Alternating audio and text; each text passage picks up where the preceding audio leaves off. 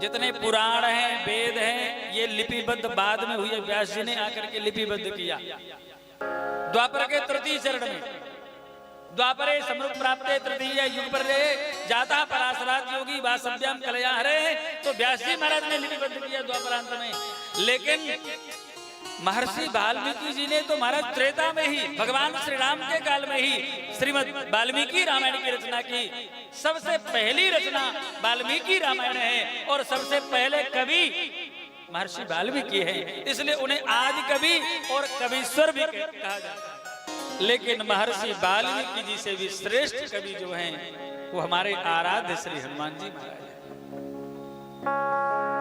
जब जगत जननी परामा भगवती महामाया मां जानकी का निर्वासन हो गया, अयोध्या के एक प्रजाजन के कहने पर भगवान श्री राम ने अपनी जानकी का निर्वासन कर दिया, वन भेज दिया। राम जी ने राजधर्म का पालन करते हुए निर्वासन तो कर दिया, लेकिन किशोरी जी से इतना प्रेम करते हैं भगवान, अब कुछ अच्छा नहीं लगता है।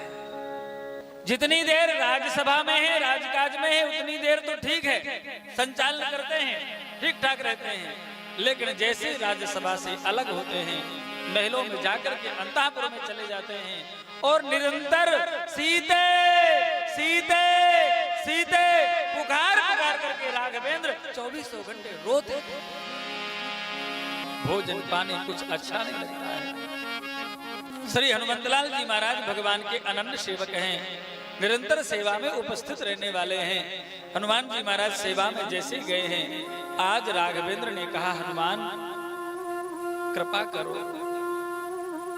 कृपा करके मुझे एकांत में रहने दो। मैं अपनी जानकी के बिना मेरा जीवन नष्ट हो चुका है, मैं अब कुछ भी मुझे अच्छा लगता नहीं है। तुम सेवा की कह रहे हो, मुझे भोजन पानी अच्छा नहीं लग रहा है, इसलिए प्रार्थना है हनुमान जी एकांत कर दो। सर्वेश्वर की आज्ञा है। हनुमान जी महाराज को भगवान ने मना कर दिया सेवा से, लेकिन हनुमान जी महाराज भी बिना भगवान की सेवा के रह नहीं सकते। सेवा धर्मो परम धना। महाराज भगवान हनुमान जी महाराज सेवा ही धन है। हनुमान जी महाराज अयोध्या से सीधे समुद्र के तट पर चले जाते हैं।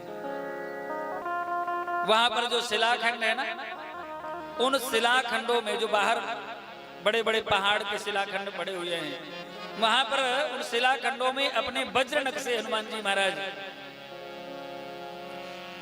रामायण लिखते हैं, रामलीला का लेखन करते हैं, भगवान के चरित्र का लेखन करते हैं, संस्कृत में लिखते हैं। हनुमान जी महाराज ज्ञानी नामाग्र गण्यम है, विद्यावान गुणी चातुर, सारे विद्याओं के निधान है। ऐसी रचना हनुमान जी महाराज की। एक दिन अच्छा शाम तक लिखते, शाम को फिर आ जाते अयोध्या।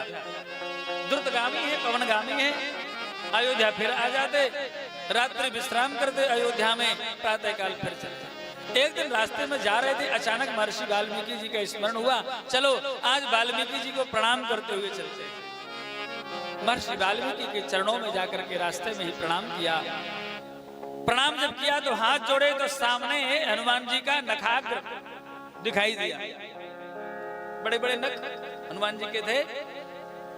उन नाखूनों को घिसा हुआ एक नख को देख करके महर्षि वाल्मीकि जी ने कहा, हनुमान जी आपका ये नाखून घिसा कैसे दिखाई दे रहा है? हनुमान जी ने पुनः चरणों में प्रणाम किया और कहा, ऋषिवर आजकल मैं कुछ लिख रहा हूं। लिख रहे हो?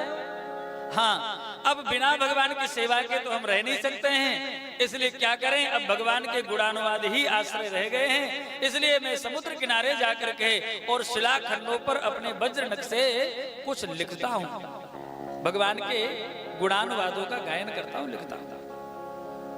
महर्षि वाल्मीकि बोले, हनुमान जी लिख तो हम भी रहे हैं, राम जी के चरित्र को मैं भी लिख रहा हूँ, चलो तुम अपना ग्रंथ दिखाओ।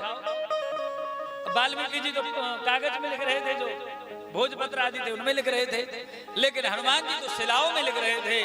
महर्षि वाल्मीकि को अपने स्कंद पर आरूढ़ किया है और लेकर के समुद्र किनारे पहुंचे हैं। पटेरिया जी आंजनेय की आत्मकथा में है ये प्रकरण, ठीक है?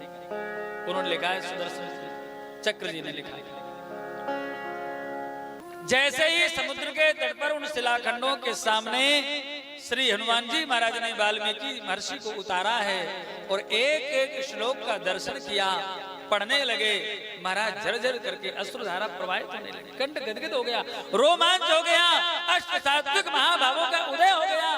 पढ़ते रह गए, डूब गए महर्षि वाल्मीकि कुछ क्षण के लिए। और थोड़ी देर पढ़ते पढ़ते तो पहले प्रसन्न थे, और जब पढ़ करके थोड़ी सी दृष्टि हटाई तो वाल्मीकि जी के गाल लटक गए, मुखारबिंद जो है वो उदास हो गया एकदम। मुखारबिंद महाराज जब देखा हनुमान जी महाराज ने, महर्षि क्या मेरी लेखनी में कोई त्रुटि है, कोई कमी है, रसछंद अलंकार कोई त्रुटि है? आप महान विद्वान हैं, आप कृपा करके बताइए, कोई कमी हो तो मैं सुधार करूं। महर्षि वाल्मीकि अपने नेत्रों में अश्रुपात करते हुए बोले, हनुमान कमी वो भी आपकी लेखनी में? संसार में ऐसा कोई जन्मा नहीं है जो आपकी लेखनी में कमी निकाल सके, फिर आप उदास क्यों हैं? बोले उदास इसलिए हैं क्योंकि हनुमान जी हम भी लिख रहे हैं कुछ, लेकिन आपकी लेखनी को देख करके ऐसा लग रहा है कि जो कोई आपकी कृति पढ़ लेगा वो हमारी कृति को कभी देखने का भी विचार नहीं करेगा। ऐसी दिव्य कृति है आपकी। तो महर्षि आज्ञा क्या है? आपकी प्रसन्नता के लिए मैं क्या करूं? बोले अपनी लेखनी के जो शिलाखंड हैं उनको उठा करके आप समुद्र में फेंक दीजिए। बहुत ध्यान से सुनना बंधुओं, व्यक्ति भोजन छोड़ देगा, राजपाट छोड़ देगा, घर द्वार छोड़ देगा, माता पिता छोड़ देगा, पत्नी बच्चे छोड़ देगा, सारे सुखों का त्यागन कर देगा, लेकिन कई बार ये सब त्यागने के बाद भी मन में प्रतिष्ठा की कामना अवश्य बनी रहती है। ध्यान से सुनना, लोग हमारा सम्मान करें, हमारा नाम हो, ये छूटना बहुत कठिन है। पुत्रेष्णा, वित्तेष्णा, लोकेष्णा, 3 प्रकार की इष्णाएं कही गई हैं। व्यक्ति पुत्रेष्णा का त्यागन कर सकता है, वित्तेष्णा का त्यागन भी कर सकता है, लेकिन लोकेष्णा का त्यागन करना अत्यंत कठिन है।